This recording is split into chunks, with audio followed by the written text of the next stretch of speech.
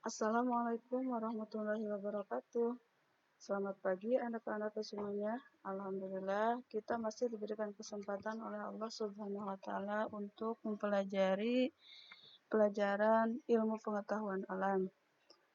Baiklah, sebelum memulai, mari kita membaca basmalah terlebih dahulu. Bismillahirrahmanirrahim. Mudah-mudahan apa yang dipelajari hari ini menjadi ilmu yang bermanfaat bagi kita semuanya. Amin. Adapun tujuan pembelajaran kita kali ini yaitu eh, kita dapat mengetahui organ-organ pernapasan pada hewan, juga dapat mengetahui cara kerja organ-organ pernapasan pada hewan. Nah, di tema kedua ini kita akan mempelajari sistem pernapasan hewan, yang mana bernapas ini adalah merupakan salah satu ciri dari makhluk hidup. Sistem pernapasan hewan itu berbeda-beda disesuaikan dengan tempat hidupnya. Sistem pernapasan ini meliputi organ-organ pernapasan dan cara kerja organ-organ pernapasan tersebut. Di sini ada jenis hewan dan sistem pernapasannya, yaitu yang pertama cacing. Cacing ini bernapas menggunakan permukaan kulitnya yang basah dan berlendir. Permukaan tersebut membantu pertukaran gas oksigen dan karbon dioksida. Kemudian yang kedua, serangga. Serangga ini bernapas menggunakan trakea atau saluran-saluran halus yang bercabang dan tersebar di seluruh tubuh serangga. Cara bernapasnya adalah oksigen masuk melalui lubang yang disebut stigma. Nah, di sini ada contoh gambarnya. Sekali lagi, cara bernapasnya adalah oksigen masuk melalui lubang yang disebut stigma, lalu diedarkan melalui trakea ke seluruh tubuhnya. Sekali lagi, nah di sini jenis hewannya yang pertama cacing bernapas dengan kulit dan yang kedua serangga bernapasnya dengan menggunakan trakea. Kemudian yang ketiga adalah ikan. Ikan ini bernapas menggunakan insang.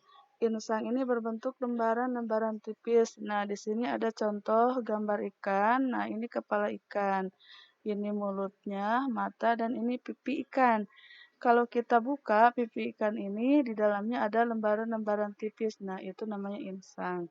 Cara bernapasnya adalah air yang mengandung oksigen akan masuk melalui mulut ikan. Lalu mulut ikan tertutup dan air akan mengalir ke bagian insang yang terbuka dan terjadilah pertukaran oksigen dengan karbon dioksida. Sekali lagi, ikan ini bernapas menggunakan insang. Kemudian yang keempat adalah amfibi atau katak. Amfibi ini merupakan hewan yang memiliki dua tahap hidup. Nah, amfibi ini bukan hidup di dua alam, tapi hewan amfibi ini memiliki dua tahap hidup, yaitu di air dan kemudian di darat. Saat di air atau ketika pasti berudu, amfibi ini bernapas menggunakan insang seperti ikan. Saat di darat, amfibi ini bernapas dengan paru-paru dan kulit. Amfibi memiliki kulit yang selalu lembab dan basah untuk membantu pertukaran oksigen dan karbon dioksida. Sekali lagi, amfibi ini memiliki dua tahap hidup, yaitu di air dan di darat. Kalau di air itu pasti berudu, setelah menetas dari telur menjadi berudu, nah itu menggunakan insang untuk alat pernapasannya. Dan ketika dewasa, amfibi ini bernapas dengan paru-paru dan kulit. Kemudian yang kelima adalah reptilia. Reptilia ini bernapas dengan paru-paru. Cara bernapasnya yaitu oksigen masuk melalui hidung, ke tenggorokan, kemudian ke paru-paru. Yang keenam adalah burung. Burung ini bernapas dengan paru-paru. Pernapasan burung dibantu oleh pundi-pundi udara yang mampu menyimpan udara. Saat terbang, burung tidak bernapas melalui hidung, melainkan menggunakan udara yang tersimpan di pundi-pundi udara. Nah, di sini ada contohnya. Sekali lagi, burung ini adalah bernapas dengan paru-paru, tapi ketika terbang tidak menggunakan lubang hidung, melainkan dibantu oleh pundi-pundi udara. Yang ketujuh, mamalia. Mamalia ini bernapas dengan paru-paru. Oksigen masuk melalui lubang hidung ke tenggorokan, lalu ke paru-paru. Mamalia yang hidup di air bernapas dengan cara memunculkan diri ke permukaan air secara berkala untuk mengambil udara. Nah, mungkin itu jenis-jenis hewan dan alat pernapasannya. Sekarang ada tugas untuk anandaku semuanya. Jawablah pertanyaan di bawah ini dengan benar. Yang ke-1, alat pernapasan yang digunakan oleh belalang atau serangga itu adalah titik-titik. Yang kedua, organ pada burung yang dapat menyimpan cadangan udara saat terbang adalah, nah disebut apa?